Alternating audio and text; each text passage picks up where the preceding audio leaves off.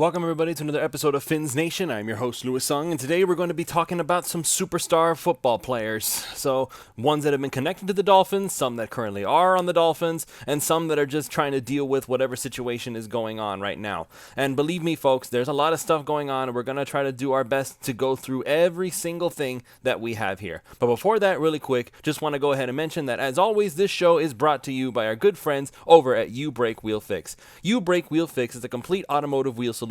Ever parked too close to the sidewalk curb? You Brake Wheel Fix specializes in the repair of damaged wheels from bends, cracks, and curb rash. Or maybe your wheels are faded or peeling. You don't need to replace them, as You Brake Wheel Fix can refinish them to like new. Offering complete refinish options through powder coating, machining, and polishing, You Brake Wheel Fix is the answer to all of your wheel needs. And if you're just looking to give your ride a new look, You Brake Wheel Fix also offers many car customizing options, such as new custom wheels and tires from your favorite brands, performance upgrades, window tinting, and suspension modifications. Located just south of Aventura, you can reach Mark and his staff at 305-748-0112 or online at youbrakewheelfix.com. They are really active on all social media platforms at You Brake Wheel Fix, so shoot them a DM on Instagram, Facebook, or Twitter and get an estimate in just minutes. So don't delay, go to You Brake Wheel Fix and start customizing your ride to show off your Dolphins fandom today.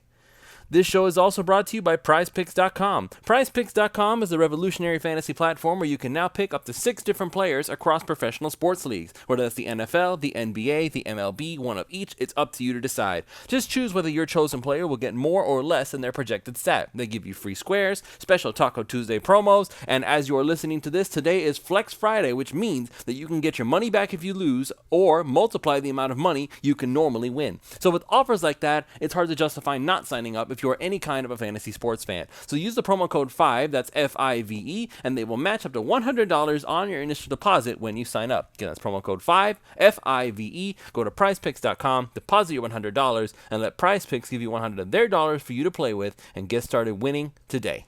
So we will go ahead and we'll jump into the big news of the day previous. So obviously, the headliner of training camp day 2 was that Jalen Ramsey got into a collision with Tyreek Hill, and Jalen Ramsey ended up spending some time on the ground, and then he was later carted off to the locker room. Now, here's something that I just want to go ahead and contextualize for everybody here before we start going into panic mode. First and foremost, we are going to hear from head coach Mike McDaniel. I'm sure that he is going to have some level of an update for us. Hopefully, with any luck, he will go ahead and tell us that Jalen Ramsey is day-to-day. The worst thing that can happen, obviously, was that if Jalen Ramsey had gone down with a non-contact injury. But when you end up smashing into another person and it ends up getting you hurt, that is a completely understandable reaction. And in some cases, the fact that he was carted off, let's just once again contextualize here. Practice was going to be over in about 5 minutes. And not only that, considering he was on the near field when it happened, according to Jacob Michelle of the 5 Reasons Sports Network, he was present when it happened. Being on the near field means that the locker room was essentially 200 yards away from where the injury happened. So let's just think about this for one moment. If we have concerns that a player is injured, regardless of the severity of the injury, does it really make a whole lot of sense for the person to have to walk 200 yards away when there's not anything big going on? Practice was literally about to end. Why risk aggravating it more by making him walk all the way there? I should say hobble, to be perfectly honest. Just think about it. You watch Jalen Ramsey hobble all the way to the locker room. It takes him like 10 minutes to get there. So that's a ridiculous situation. So here we went ahead, we saw him carted off. There were some people saying that, oh, well, he had his leg extended, or, oh, no, his leg was hanging off the side of the cart.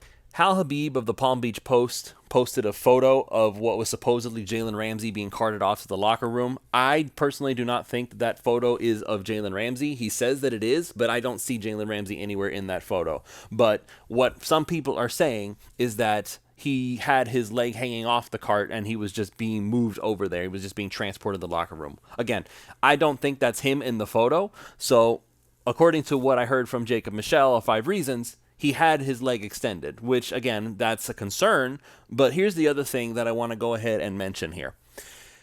What I heard from the teammates, according to several interviews, Kader Kohu spoke about it, Javon Holland spoke about it after practice was over, and even though they did admit that, yeah, they were kind of concerned, On the other hand, the way that they spoke about it, they didn't seem all that worried that Jalen Ramsey was in any sort of danger of missing out extended time. I'll go ahead and I'll give you a couple of quotes from those two guys just so you have an idea of what's being said.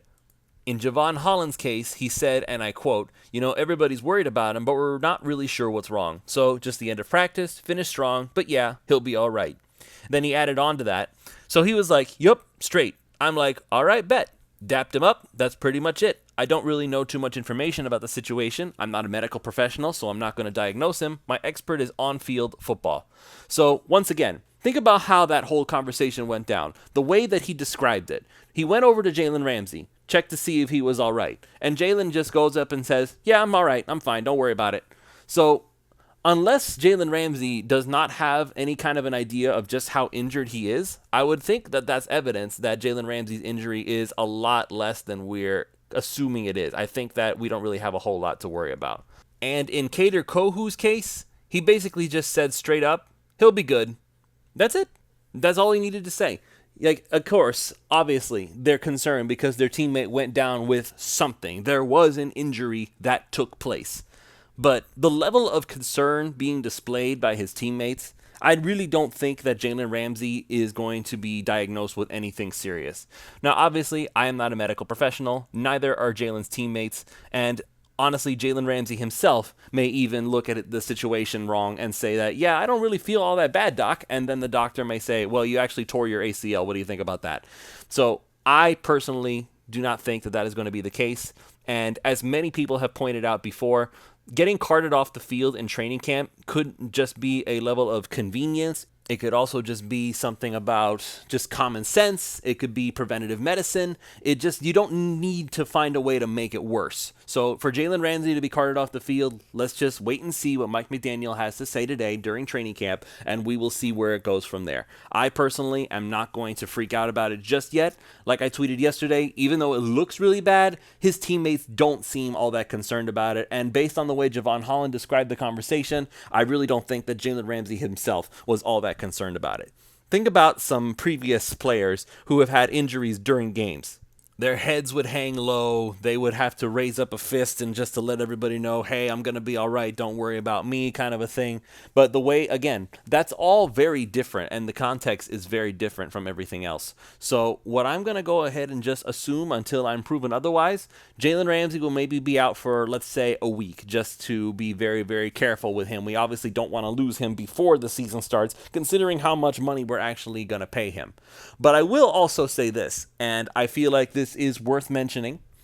Just the redundancy of Chris Greer's draft picks all of a sudden makes him look even more like a genius.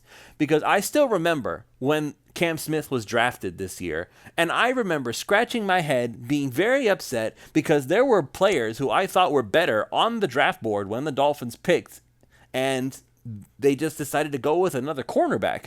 The logic made no sense to me at the time. And now, all of a sudden, even though I had already kind of warmed up to it, now it makes even more sense. Somebody had told me on Twitter that probably the Dolphins are the deepest at cornerback this year.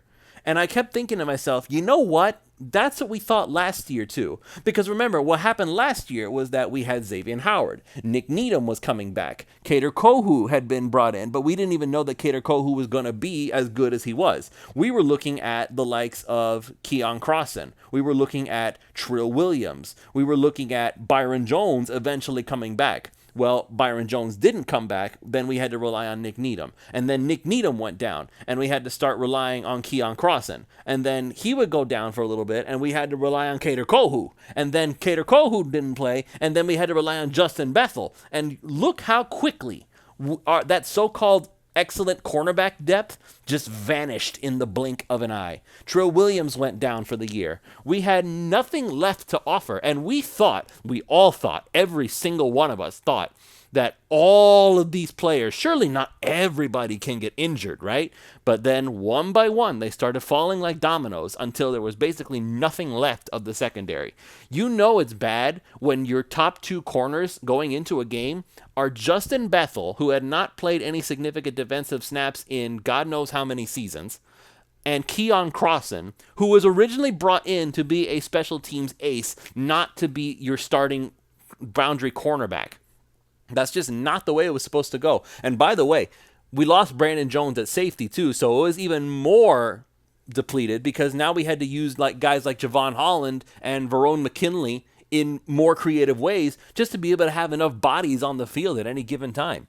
So for Chris Grier to go out now and draft Cam Smith, who, by the way, had a second straight day of having excellent plays being made, so that's really encouraging to hear. Now, all of a sudden, it doesn't seem that redundant.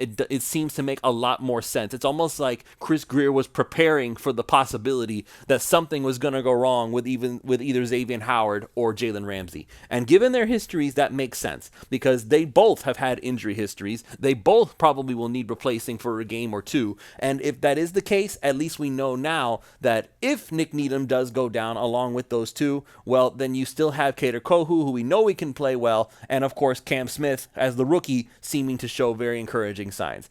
The one person I didn't mention in this whole discussion was Noah Igbenogany because I feel like he's not even worth mentioning at this point. I don't think he's gonna. I can't say that. I'm going to rephrase that. I'm going to say I hope he doesn't make the roster because I feel like that would be a waste of a roster spot at this point. There's nothing that Noah Igbenogany brings to the table, not even special teams at this point. So I'm ready to completely move on from the Noah Igbenogany experiment. So let's just go ahead and let's move on to something else. Jalen Ramsey. We are going to hold our breath on that for now, so just hang tight, cross your fingers, make a prayer circle, whatever it is that you want to do, and let's hope Jalen Ramsey's only out for a few days while his knee gets back from maybe what we're hoping is just a bruise from slamming into Tyreek Hill too hard. Now, the other superstar player discussion of the day. We're going right back to Dalvin Cook, ladies and gentlemen. So yesterday, Dalvin Cook flew to New York to have a visit with the New York Jets, and I guess the New York Jets are going to try to keep him in New York and not let him leave to go take another visit because supposedly there are other reports that saying the New England Patriots still would like to sign Dalvin Cook and that maybe a visit is going to happen. Now, keep in mind, even if a visit does happen, they also got in DeAndre Hopkins for a visit, and Hopkins ended up choosing the Titans over New England. So that should say something about what's going on in New England. Maybe DeAndre Hopkins looked at this whole situation, was like, yeah, no, thanks, but no. Maybe the New England Patriots weren't willing to offer enough money. Maybe they were trying to sell the mystique of New England that no longer exists now that Tom Brady is gone, and Hopkins decided to go to Tennessee to play with Mike Vrabel and Ryan Tannehill instead. So that was a very interesting situation. But now we have Dalvin Cook. And we all kind of had this feeling that it was either going to be the Miami Dolphins or the New York Jets. Now, everybody knows, I've been on record saying this many, many times over now, that I personally would like to see Dalvin Cook in a Miami Dolphins uniform. And I stand by that. I completely stand by that 100%. I still would not mind one bit if Dalvin Cook ended up coming back to Miami, signing a contract, whether it was for 1 year, 2 years, whatever the case may be, because I do still believe that Dalvin Cook offers something to this team that the other running backs on this roster do not offer in abundance. Number one is his pass blocking ability, and number two is I think he has more power to offer than the likes of Raheem Mostert, Jeff Wilson, and Devon Achane. So think of that just for a moment and consider the possibility. Let's say that Dalvin Cook does sign with the New York Jets. And think of the way that I just characterized what Dalvin Cook would bring to Miami. I said that what he offers is pass blocking, and a little extra power here and there that Raheem Mostert cannot muster. Okay, well, is that the end-all, be-all? No. And I've said over and over again that even though I want Dalvin Cook to be in Miami, I don't think that he is a must-sign. Like the offseason was a failure if Dalvin Cook does not decide to come to Miami.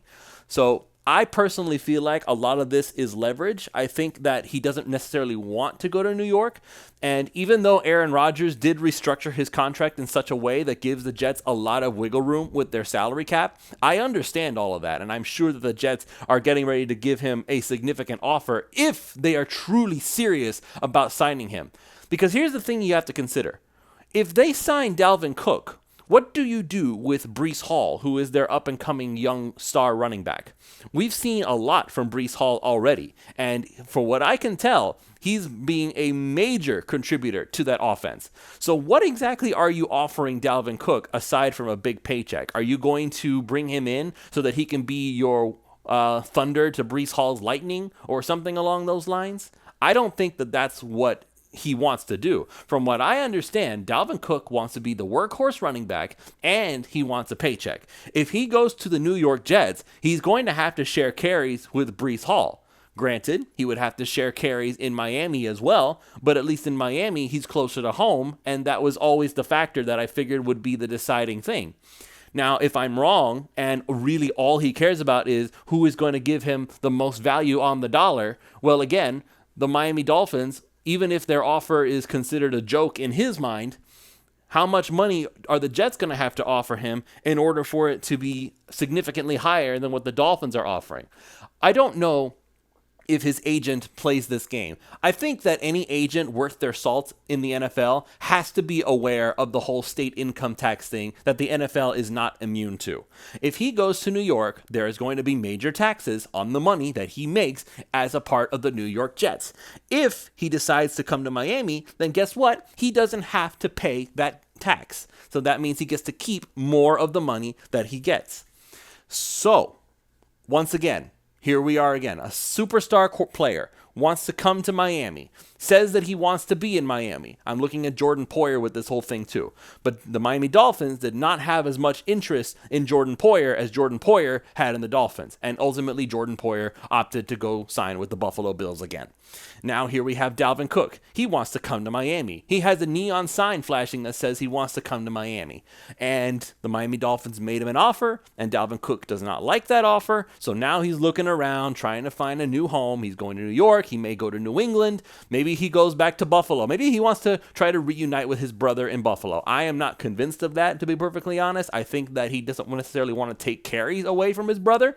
I think that it would be very difficult for two brothers who play the same position to be able to get along when all of a sudden your big brother shows up and now you don't get to play football anymore because he's somebody who's more established than you are. I think that's very unfair to James Cook, so I don't think that that's going to ultimately happen.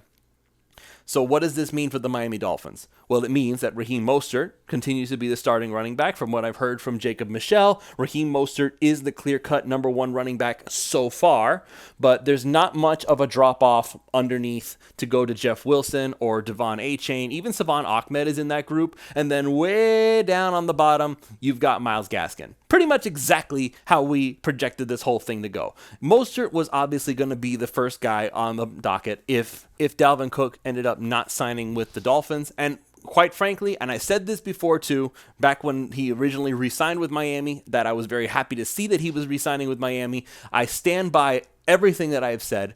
Raheem Mostert, if he's the starting running back, he can get the job done. Now, my co-host on Pulse of Fins Nation, Ron Caniff, believes that in a few weeks, Devon Achane will significantly increase his snap level and take away more snaps from Raheem Mostert. And I understand that Mike McDaniel is very excited to have Devon Achane and what he can offer to the offense. And I do think that it is very telling that Raheem Mostert is suddenly putting an extreme amount of emphasis on his ability to catch the football out of the backfield. I think that he's trying to add some new wrinkles to his game that's going to allow him to be more useful in this offense. I think Mike McDaniel is trying to get Tua to maybe dump off to running backs a little more often, so that way he doesn't always have to go test the intermediate field or launch it deep to Tyreek Hill and take big chances, because that was the one thing that was really missing from Tua, his willingness to go short if it meant that he was just going to be able to get 6 or 7 yards out of it by allowing his teammates to do the work for him, because that was the one thing that he was accused of not too long ago, if anybody remembers. All of a sudden, Tua is no longer the dink and dunk check down quarterback that everybody was accusing him to be. Now, all of a sudden, he doesn't know how to dink and dunk anymore. Well, there's a mixture of both that needs to be attained, and I think that Raheem Mostert is trying to make it easier for Tua to have confidence in that ability to do so. So keep in mind, and I'm going to remind everybody one more time on this show, Raheem Mostert last season ran for 891 yards. And if there had been more of an emphasis on the running game, that obviously there wasn't. That was why Mike McDaniel had to go to the running back room and basically apologize for not using them more. Even with all that in mind, Raheem Mostert still ran for 891 yards. And he did miss a couple of games too. So even that is a very big indication. Raheem Mostert easily could have run for 1,000 yards last season, easily. And as much talk as we've had about how Dalvin Cook has run for 1,000 yards for the last 4 seasons, once again, keep in mind that he was mostly being used as the workhorse running back. He was getting the lion's share of the carries. With Raheem Mostert, yeah, most of the time it was him who was getting the snaps, but early on in the season, there were times where he had to share with Chase Edmonds. In fact, it felt like Chase Edmonds was getting the ball too many times because it seemed like Raheem Mostert was the more efficient and effective of the two. And then after Chase Edmonds was traded to Denver, then it was Jeff Wilson who walked in the door, and he was the guy who was sharing with Raheem Mostert. But even then, it was still Mostert who was doing most of the work. So I personally feel like all you have to do is just make it so that Raheem Mostert can stay healthy and just let the rest of the offense do the job from there. He got 891 yards by the Miami Dolphins not being a very run-heavy team. Just think about what happens if he gets maybe 30 more carries this season. If he gets that same amount of yards per carry, then he can easily hit 1,000. Isn't that what we're looking for? The 1,000-yard rusher, the coveted 1,000-yard rusher. We may already have him on the roster. It doesn't need to be a superstar by any stretch, even though at one point Raheem Mostert was considered a superstar. All he has to do is just be effective when he runs the football, get 3 or 4 yards a carry, preferably 4, thank you very much. Maybe more than that. He still hasn't had a chance to really get a big run in. He's gotten a few nice ones here and there, but he was never really able to break free because there just wasn't enough blocking upfield. So we will see what happens there. Jalen Ramsey, okay, let's hold on and see what's going on with his injury. And as for Dalvin Cook, another superstar player, I don't think the Dolphins need him. I want him, but if he ends up signing with the New York Jets, and this will be my last point, if he does end up signing with the New York Jets, okay, yeah, the Jets got better, but now they're going to have to juggle the money aspect, and they're going to have to juggle exactly who gets what snap and when, and is Breece Hall going to be happy about sharing the snaps with Dalvin Cook? Is Dalvin Cook going to be happy about sharing the snaps with Breece Hall? That's something they're all going to have to figure out. The Jets are in win absolutely right now, no questions asked mode. They have Aaron Rodgers, and he is 39 years old, and he is desperately looking for another ring because I don't think his career has that many years left in it. But he now does have a really good offense around him. He's got some good players that he can throw the ball to, including some of his guys from Green Bay. And if he were to get his hands on Dalvin Cook, yeah, his running game would be rather effective, assuming, of course, Dalvin Cook ends up being the main star of the show. But either way, that's a different discussion for another day. The Miami Dolphins have a lot to work on. And if Jalen Ramsey is going to be out for an extended period of time, then they need to make sure that Kader Kohu or Cam Smith or whoever the other guy is going to be are ready to go. And quite frankly, from all the reports that we've been hearing, I think that Cam Smith has a really good shot at getting some significant play time this year, regardless of what happens with Jalen Ramsey. So that's going to be it for this show. Thank you all so much for listening. If you haven't already done so, make sure you check out You Break Wheel Fix. You can reach out Mark and his staff at 305-748-0112 if you want to give your ride a new look, or if you just need to get your wheels fixed up. And of course, go to PrizePicks.com. Today is Flex Friday, which means you can get your money back if you lose, or even multiply the amount of money you can normally win. All you have to do is just go to prizepicks.com, use that promo code 5, that's FIVE, and they will match up to $100 on your sign-up deposit, which once again means that all you have to do is use that promo code, sign up, and they will give you $100 of their dollars for you to play with before you even have to touch the money that you deposited. It's hard to give up that offer, so make sure you're going over there right now. We will see you all next week for a few more episodes of Fins Nation.